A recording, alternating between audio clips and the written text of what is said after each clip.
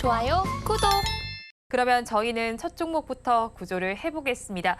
에이스테크를 구조해 보겠습니다. 대규모 유상증자를 진행하면서도 좀 이례적으로 급등을 했던 이력이 있습니다.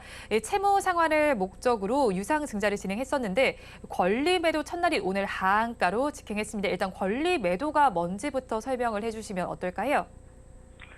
네, 에이스테크가 오늘 장 초반부터 굉장히 큰 폭의 하락을 보였죠. 그래서 지금 저마한가로 들어가서 아직까지도 반등을 하지 못하고 있는데 우리 앵커님께서 말씀하신 그 권리 매도에 대해서 간단하게 말씀을 드려보자면 뭐 유상증자라든지 그런 유상증자 등으로 발행되는 신주를 받을 권리가 확정된 자들이 신주 상장 이틀 전부터 주식을 미리 매도할 수 있게 해주는 권리를 뜻합니다. 그러니까 우리가 주식이라는 것이 플러스 2거래일, 이렇게 거래일에 대한 체결 시점 자체가 좀 다른데 신주 상장을 이틀 앞두고 그 물량들을 매도할 수가 있는 상태라는 거죠. 그래서 지금 유상증자를 받는 물량들에 대해서 지금 전부 다 매물로 나와 있는 상황인데 제가 봤을 땐 이게 웬만해선 이렇게 빠지진 않습니다. 이 정도까지 빠질 가능성은 굉장히 낮은데 지금 에이스테크가 진행하고 있는 유상증자의 목적 자체가 채무 상환이기 때문에 이런 부분들이 좀 부담으로 작용을 하고 있는 것 같습니다.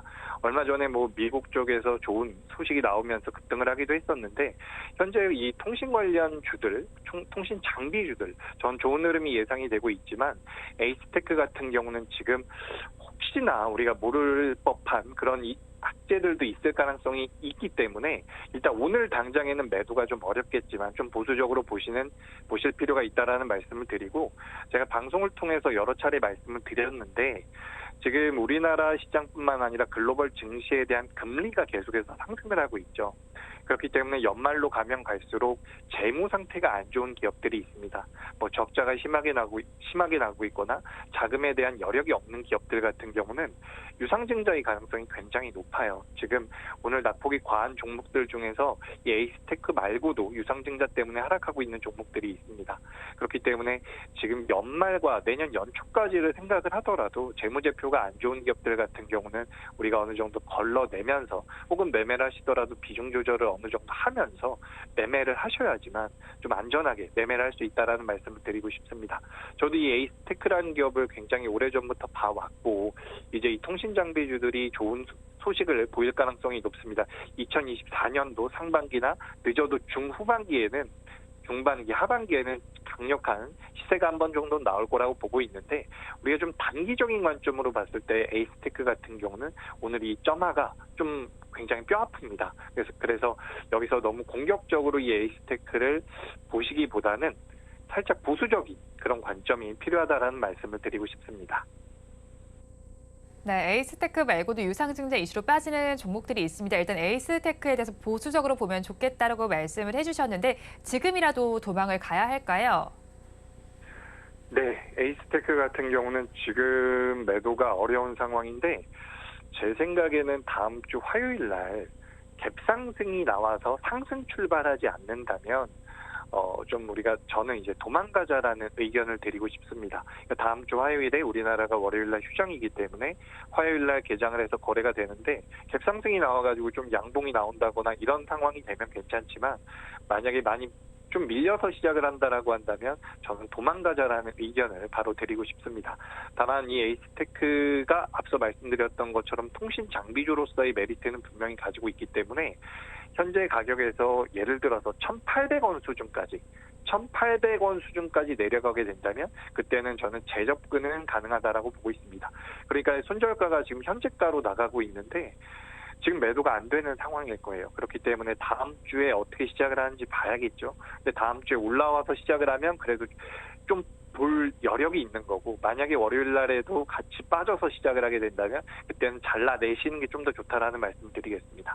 물론 개파락이 너무 크게 나오면 상황에 따라서 또 달라지기도 하겠지만 제가 봤을 때 이게 지금 점화한가라는 것은 굉장히 안 좋은 거예요. 그렇기 때문에 내가 이 에이스테크라는 기업을 장기적으로 보고 싶어. 이 기업이 뭐 유상증자를 해서 채무 상환을 했지만 앞으로 성장성이 있어라고 생각이 된다면 뭐 길게 보실 수도 있겠지만 일단 우리가 좀 단기적인 트레이딩 관점에서 봤을 때는 지금 이 종목을 잘라내고 1,800원을 이탈할 경우에는 잘라내고 그리고 이 1,800원 다음 주에 이제 시초가에 하락을 하면 잘라내고 거기에서 만약에 1,800원 이하로 내려가면 그때는 재접근도 가능하다라는 말씀을 드리고 싶습니다.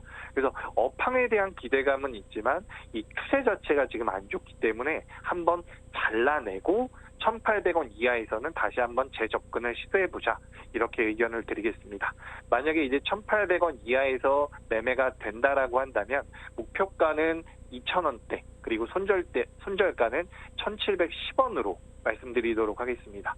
이게 지금 좀 안 좋아요. 주가 흐름이 안 좋기 때문에 아마 제가 말씀드린 대로 한번 잘라냈다가 다시 보는 게 좋아요. 완전히 뭐 보유하고 계신 분들 같은 경우는 매도하기가 어렵겠죠. 다음 주에는 반등이 나오지 않을까 싶기도 하고. 그런데 너무 어렵다라고 하더라도 절반 정도는 잘라냈다가 다시 한번 재접근하는 관점으로 보시면 좋을 것 같습니다.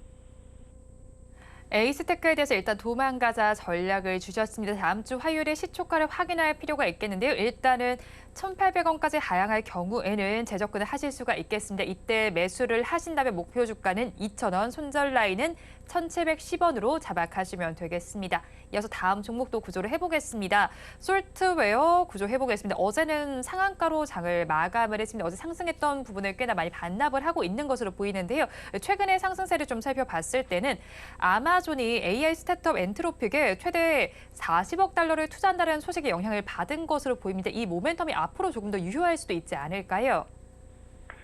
네, 솔트웨어 같은 경우는 저도 좀 긍정적으로 보고 있습니다. 오늘 낙폭이 굉장히 크게 나왔죠. 오늘 이제 전체적으로 시장 자체가 안 좋은 상황에서, 시장 자체가 좋은 상황에서 이제 솔트웨어가 밀리다 보니까 보유하신 분들은 굉장히 불편함을 느끼고 어려움을 느끼실 가능성이 높은데 이런 날 뭐 인위적으로 하락을 시키는 경우도 조금씩 있습니다. 물론 솔트웨어가 그렇다라는 얘기는 아니지만 지금 이 솔트웨어 같은 경우는 클라우드 서비스 업체라고 보시면 되는데 우리나라의 뭐 공공기관이라든지 대학이라든지 기업용 그런 클라우드 시스템을 구축하는 회사라고 보시면 될 것 같습니다. 근데 이 회사가 아마존과 아마존 웹 서비스라고 해서 AWS라고 하는데 이 아마존 웹 서비스와 파트너십이 구축되어 있는 이력이 있습니다.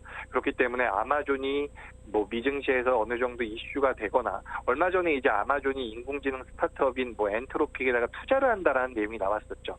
그 챗 GPT의 경쟁사에다가 투자를 한다라는 내용이 나왔는데 이 어떻게 보면 솔트웨어와는 관계가 좀 적을 수도 있습니다. 근데 아마존이 AI 쪽에 대한 투자를 한다라는 거 그리고 이 투자를 하면서 이 웹 서비스 쪽에 대한 메리트도 부각될 가능성이 높다라는 부분으로 엮이면서 솔트웨어가 변동성이 나왔다라고 보시면 되죠. 근데 이 솔트웨어 같은 경우는 이 아마존뿐만 아니라 뭐 IBM 쪽과도 업무 협약이 되어 있는 상태이기 때문에 기술력에 대해서는 우리가 크게 걱정할 필요는 없습니다. 다만 이제 실적 자체가 그렇게 좋지는 못해요. 실적 자체는 좋지가 못하기 때문에 우리가 우량주다라고 생각하고 이 종목을 뭐 보유하고 계속해서 끌고 간다라기보다는 트레이딩 관점으로 봤을 때는 저는 그래도 좀 더 시대가 이어질 가능성이 높다라고 보고 있습니다.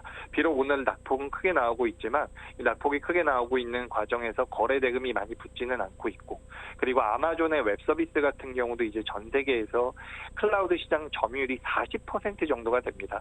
그렇게 전 세계적으로 영향력이 큰 클라우드 쪽에서 아마존 웹 서비스 쪽 웹 서비스와 업무 협약에 들어가 있는 상황이기 때문에 이제 미래에 대한 성장성은 어느 정도 있다라는 거죠. 다만 이제 실적이 그렇게 좋은 상황은 아니기 때문에 앞서 제가 에이스테크 말씀드릴 때 지금 내 재무가 안 좋은 기업들은 좀 조심하실 필요가 있습니다라고 말씀드렸던 것이 이 솔트웨어에도 어느 정도 적용이 된다라고 보시면 될 것 같습니다.